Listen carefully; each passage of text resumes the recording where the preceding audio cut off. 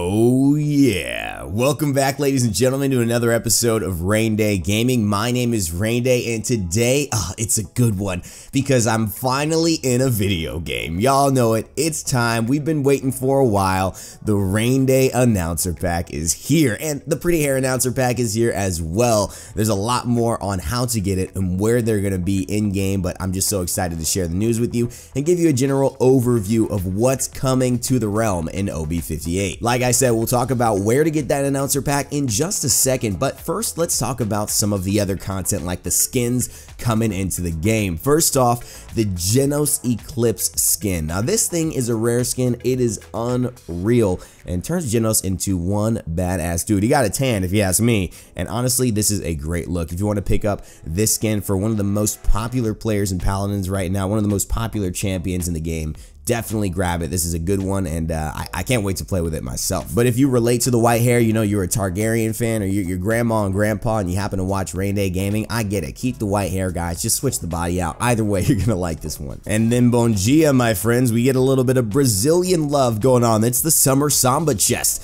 I don't know if you guys ever samba or you salsa, but Brazil is a huge part of the Paladins community and I love that they're getting some new themes representing their country. We cover the region every Friday here actually on the PGS, the Paladins Global Series, so it's great to be able to see them playing with their own weapon styles. Drogos, Tyra, Skye, Kinessa, I think Cassie gets a little bit of something, so there's just some great action going through if you're interested in some new skins. Guys, this patch is going to be insane, but I also want to talk to you about a new program that's starting in Paladins that's going to be for your VIPs, the very important person program. You can find out more at paladins.com/VIP, but that will introduce a brand new store and a brand new currency with which you'll be getting things like the Raynday and Pretty Hair announcer packs. Now, I'm not going to go into the minutia about this. I'm not going into the theory of relativity about the VIP program. Let's just break it down simply and let you guys know what you can expect. It's essentially a program where you buy in crystals to have access to a VIP store. In that store, you'll have super cool epic skins or early content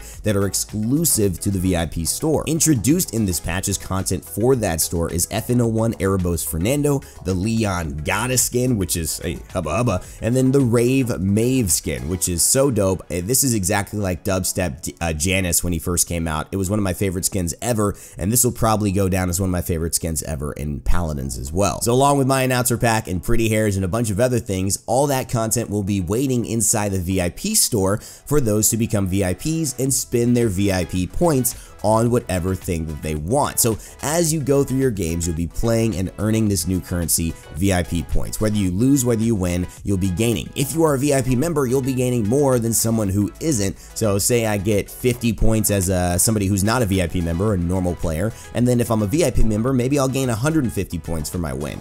I don't know the exact numbers, but it's going to be something to where you get a big effect for being a VIP member and you gain those points more quickly. You'll be able to then turn those points around in that store specifically and purchase the content that interests you. You'll also be able to use your VIP points for selecting the teams you think will win in Paladins esports. This will mean you're gaining VIP points for correct guesses and getting a reward for staying in tune with what's going on in the esports scene. If you haven't been already, there's already been a few people making videos about it, but the PPL has been announced, the Paladins Premier League. This means that 10 of the best organizations probably in the world from WESA, very known for their Counter-Strike engagement, is going to be joining Paladins esports and creating teams and fighting in a league for North America and Europe. It's going to be exciting. Teams like Fnatic, Nodus Vincere, Virtus Pro, Splice, G2, Renegades, Ninjas in Pajamas, all of those teams will be playing and I'll be casting them. It's going to be insane and I can't wait for that. So if you want to stay tuned to that, that's going to be something that's again helping you to earn more VIP points. Now let's recap and be clear. The VIP store is open to all members of Paladins. So you'll be gaining VIP points as a currency whether you purchase anything from the VIP store or not. Whether you become a VIP member or not, you will be gaining this currency so you can eventually, if you play enough, grab some cool skins or grab my announcer pack if you want. Now here's probably the biggest talking point of the VIP program. There's a DLC that's also being distributed as a result of this program launching, and it is going to give you access to the Zhin Barbarian skin. You're going to get 5, I think, VIP memberships, which actually run for 2 weeks each, so that would be like 2.5 months of this VIP program and extra point earning and all those perks coming through. You're going to get an extra Radiant chest, you're going to get match boosters, you're going to get a ton of VIP points. I mean, I think somewhere in the ballpark of 100,000. And then, of course, you're going to still get the benefits for VIP members that every other VIP member is getting, and the Zhin Barbarian skin, and this is going to be for $15. So if you think it's worth it, go ahead and grab it up. If you want to just try the VIP program out with 200 crystals, go ahead and do that. If you don't, you want to wait and see, go ahead and just play the game normally. You'll still earn VIP points, still have access to it. But I gotta say, I would like you guys to at least be able to grab my announcer pack. So if you want to do that, if you want to support the Raynstorm, if you want to support me in my journey from being a kid playing video games in his room and playing soccer, thinking that was his career, to changing fields when he was 20 something and suddenly finding himself in a video game, go ahead and grab that one. If you do, let me know in the comment section below. I just love it. It's a real nice culmination for me, and the bottom line is I'm just really grateful to everyone who supported me along the way. So thank you guys so much for that. It wouldn't be possible without all of you loving what I do and being here and watching. So thanks again from the bottom of my heart. Go ahead and enjoy it. Let's celebrate, huh? Now, there is no new champion in this patch, like I mentioned earlier. However, there is a new update, a visual update for Barik. He is the master mechanic. I like to call him the stay-at-home dad of the realm. Likes to get settled in, you know, lets the wife wear the pants. He sits on the couch drinking a brew and having a good time watching the game, watching his turrets, so to speak. But this visual update is going to change him to a little bit more of a fantasy stylized perspective, and it's also going to make him look good. I really think this is a better look for Barik. He's one of the oldest legacy characters in the game, and this is a much needed touch up for him, and I think a great job by the art team to keep his simplistic Barik style down, but also turn it into something that fits into the theme of the other champions and the universe, or the realm of Paladins. So yeah, if there wasn't already enough reason to play tanks in Paladins, here's another one. Now, to finish things off, let's talk about the buffs and nerfs in this patch upcoming. It's going to be an exciting one, and first we're seeing one of the few item changes that we've seen in many patches now, and it's to Bulldozer. Bulldozer is seeing a reduction in credits, because essentially the effectiveness was not worth the cost. Bulldozer is not as plentiful of a resource in the realm as shields are. It's not as valuable a resource to be able to take down a turret versus taking down a shield at this moment in time in the game, and therefore why would it cost the same as Wrecker? In fact, it also doesn't even scale as well, with Wrecker scaling at 75% and Bulldozer at 50%, so that just comes down, makes it a little bit more economical.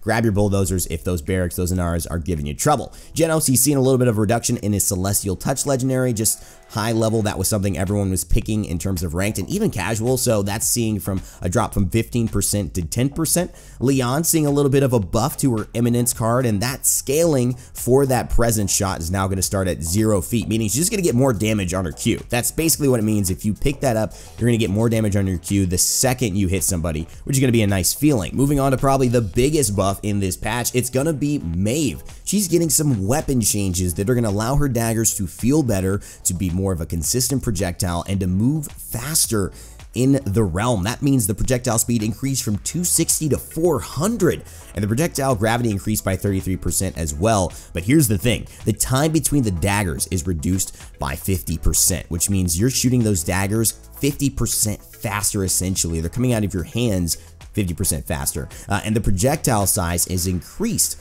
by 16%, so you're getting a 16% bigger chance to hit your target as well. So this is just all good for Maeve. I mean, Maeve has definitely had some unique, some niche, some difficult weapons for somebody to just pick up and use perfectly at all ranges, right? You can get used to it, but it wasn't the easiest thing to plug and play, and even at high levels was not always reliable. So now this should be a great quality of life change for her weapons, and with that new Raeve Maeve skin, it's a good combination. I'm definitely gonna have to try out some new Maeve in my videos soon. Ruck is seeing a touch up to his new missile launcher ability, going from 300 to 400 projectile speed, and also getting a 2-second cooldown reduction from 10 seconds to 8 seconds. So he's gonna have that burst a little bit more often. Let him stay doing that machine gun heavy thing that Ruckus likes to do. Now let's talk about our stealth snipers who start with S. Sha Lin, he's seeing a reduction to his legendary card, Desert Shadow, and it will only grant increased damage to shots fired during stealth now.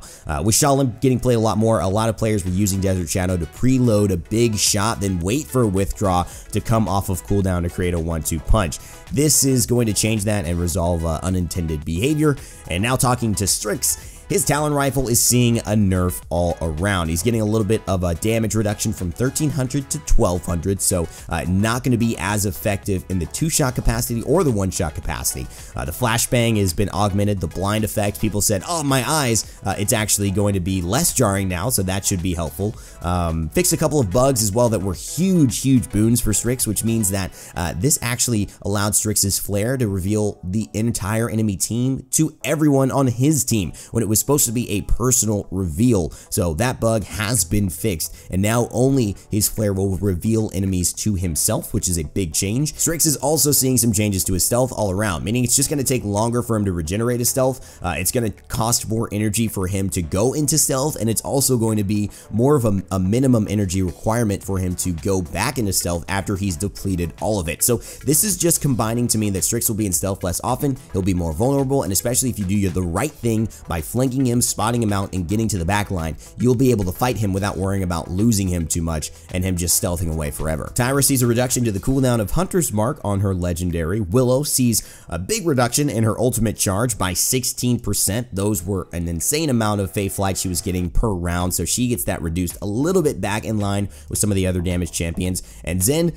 fixed a bug that caused a no longer intended lockout after countering attacks. This was a very important moment of defenselessness that Zhin had after using his counter, and this will hopefully open up more choices for Zhin playstyles and maybe even give him the boon he needs to be used at high level. Thank you guys so much for watching. Again, this has been the OB58 patch overview. I'm super excited about my announcer pack. I can't wait to go play. Let me know how you guys feel about it and what you guys think when you take a listen in game. I'm sure you're gonna love it. I know there are a lot of lines in there that I'm really happy to hear, and I'm sure you all will be as well. Thank you guys so much for watching. As always, remember to never give up, never stop gaming, and I'll see you all next time.